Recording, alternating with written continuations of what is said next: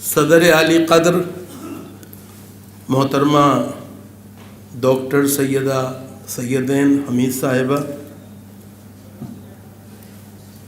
ہندوستان میں سیکولر جمہوریت کے لیے ہر وقت جد و جہد میں مصروف محترمہ شبنم ہاشمی صاحبہ، ہندوستان میں جو نئے چہرے ابھر کے آ رہے ہیں، انسانی حقوق کے حوالے سے ہوں یا انصاف پہ مبنی سماج کے قیام کے بارے میں، اس میں رانا ایوب صاحبہ ہیں اور دوسرے لوگ ہیں، ڈاکٹر ظفر الاسلام صاحب ہیں جو کہ ملی گزٹ کے حوالے سے بھی اور ملی سرگرمیوں میں مشاورت کے آل انڈیا مسلم مجلس مشاورت کے صدر کی حیثیت سے بھی جنہوں نے غیر معمولی اپنی موجودگی کا احساس دلایا ہے ہمیں،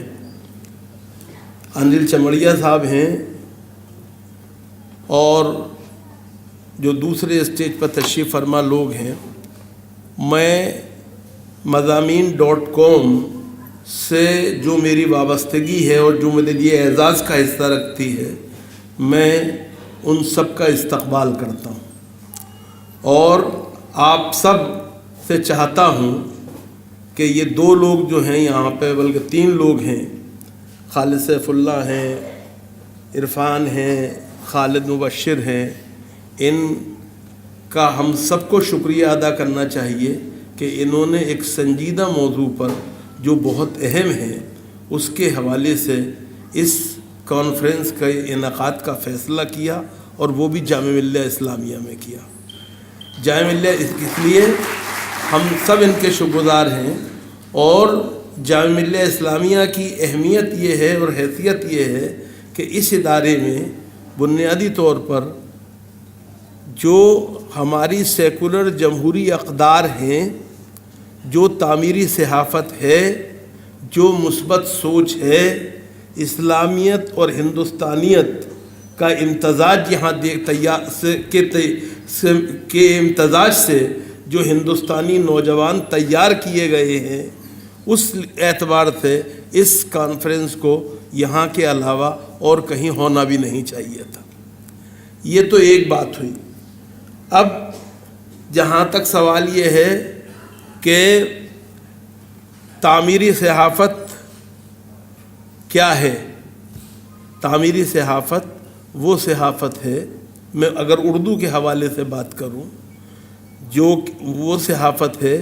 جس کا آغاز اردو میں سر سید نے کیا تھا، تہذیب الاخلاق کے ذریعے، انسٹیٹیوٹ گزٹ کے ذریعے، اخبار سائنٹیفک سوسائٹی کے ذریعے۔ تعمیری صحافت وہ صحافت ہے جو الہلال میں اور البلاغ میں ہمیں دیکھنے کو ملی۔ تعمیری صحافت وہ صحافت ہے جس کو ہم نے حسرت موہانی کے اردو معلیٰ میں دیکھا۔ تعمیری صحافت وہ صحافت ہے جو ہمیں وکیل اور زمیندار اور مدینہ بجنور میں دیکھنے کو ملی۔ غرض آپ دیکھیں تو ایک پورا کہکشاں ہے ہماری اردو میں صحافیوں کی اور اخباروں کی اور جریدوں کی، جنہوں نے کہ اس ملک کے اندر ایک قومی ہم آہنگی کے لیے غیر معمولی کام کیا۔ میں ایک بات آپ کی خدمت میں اور عرض کرنا چاہتا ہوں کہ یہ ہمیں نہیں بھولنا چاہیے کہ یہ وہ اخبار تھے جنہوں نے ملک کی آزادی کے لیے تو رول انجام دیا ہی، لیکن ساتھ میں انہوں نے قومی یکجہتی اور ملک کی وحدت، یونٹی آف نیشن کے لیے بڑا کام کیا، اور اس میں کسی طرح کا سمجھوتا نہیں کیا۔ آگے چل کے اگر ہم بات کریں، آزادی کے بعد بھی اردو صحافت جو ہے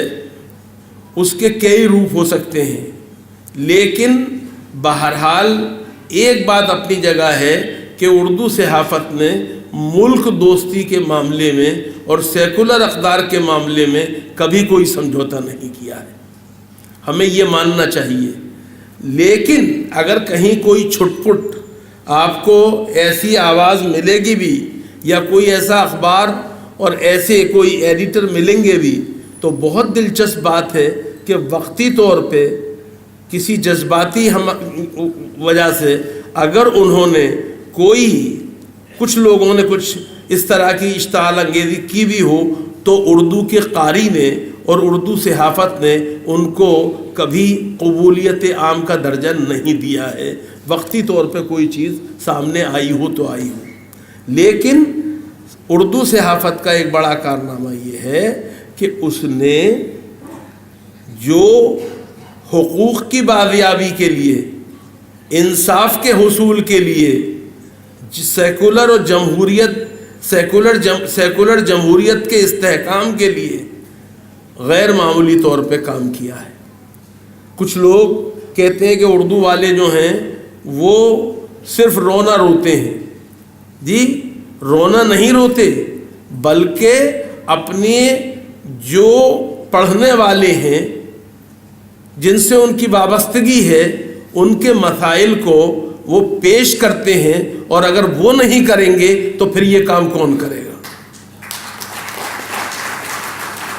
یہاں پہ ہمارے سامنے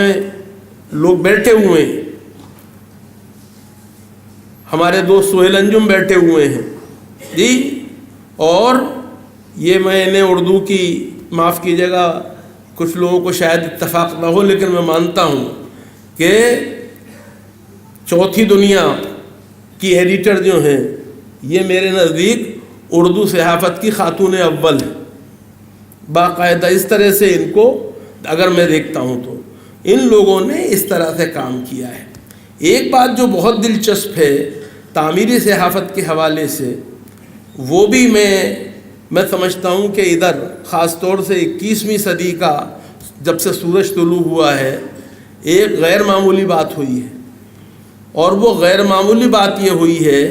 کہ اردو اور ہندی جو ہیں جنہیں ایک زمانے میں حریف کا درجہ دے دیا گیا تھا، ایک دوسرے سے ٹکراؤ کی پالیسی اختیار کی گئی تھی، وہ دونوں قریب آئی ہیں۔ اور یہ کم دلچسپ بات نہیں ہے کہ ہندی صحافتی گھرانوں نے اردو صحافت کا ہاتھ پکڑا ہے۔ اور میں یہ بات اس لیے کہہ رہا ہوں کہ کچھ لوگ جو یہ کہتے ہیں کہ اردو جو ہے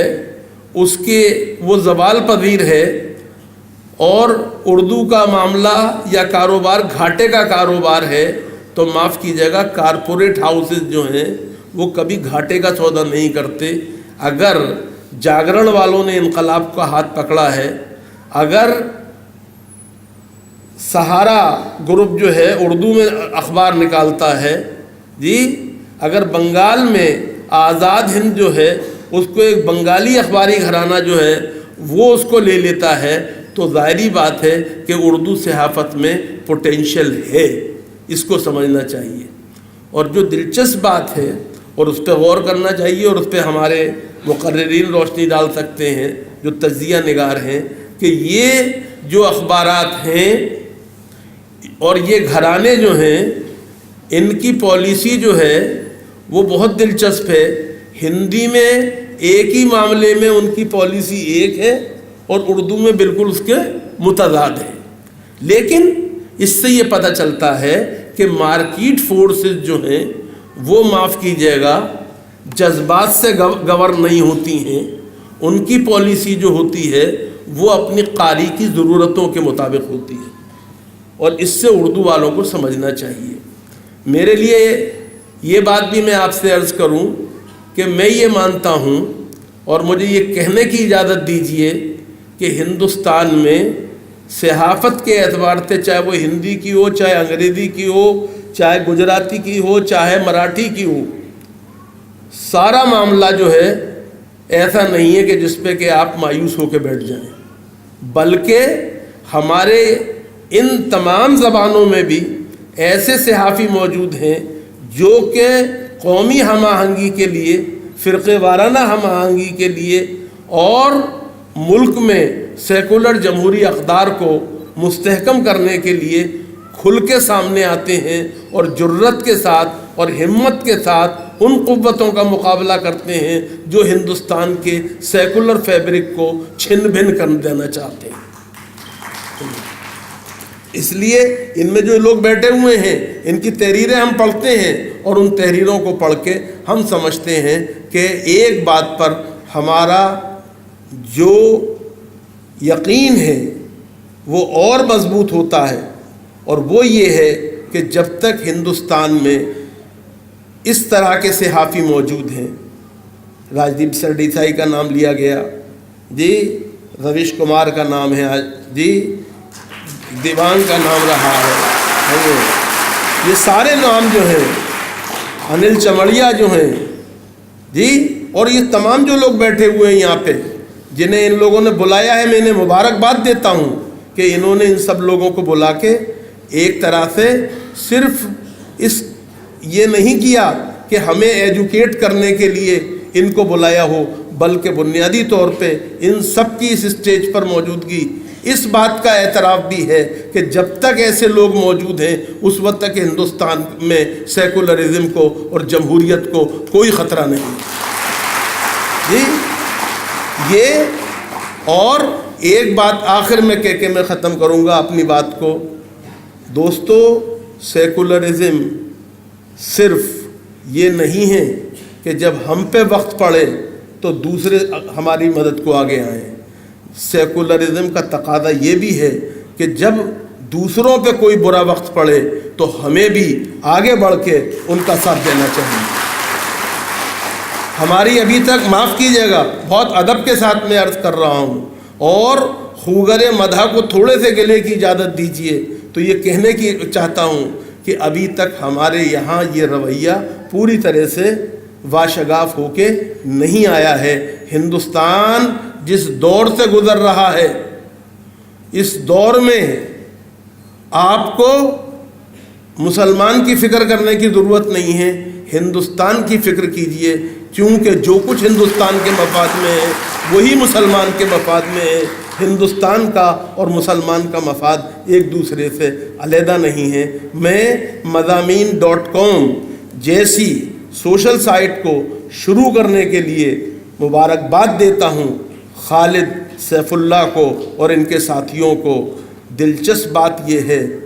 معاف کیجیے گا یہ جو اسٹیج پہ بیٹھے ہوئے ہیں، میں ان سے عرض کرنا چاہوں گا کہ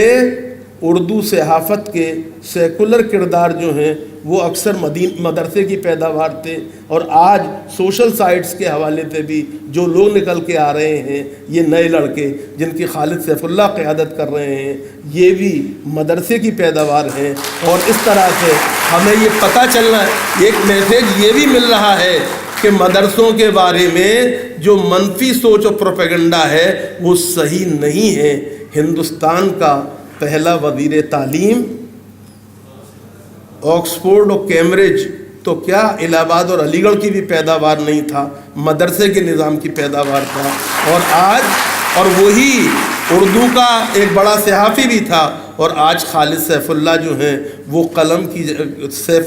تلوار کی جگہ، اللہ کی تلوار کی جگہ اللہ کا قلم لے کے آئے ہیں، اور ایک طرح سے ایک نئی سائٹ کے ذریعے نئی روشنی پھیلا رہے ہیں، اور آپ جیسے لوگوں کی رہنمائی انہیں حاصل رہے گی، سرپرستی حاصل رہے گی تو نیا ہندوستان جنم لے گا اور نئی سوچ پیدا ہوگی، اور ہندوستان کے اندر فرقے وارانہ ہم آہنگی اپنی جگہ رہے گی۔ دوستو،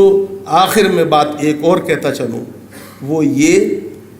کہ مذہب کو سیاست سے اور سیاست کو مذہب سے الگ رکھیے جی۔ جب سیاست مذہب سے ملتی ہے تو عیسیٰ کو صلیب پہ چڑھنا پڑتا ہے، رام کو بنواس جھیلنا پڑتا ہے، اور حسین کو کربلا میں شہید ہونا پڑتا ہے۔ اس لیے ضرورت اس بات کی ہے کہ ہمیں ان تمام چیزوں پر سوچتے ہوئے اپنے کاررواں کو آگے بڑھانا چاہیے۔ معاف کیجیے گا، مجھے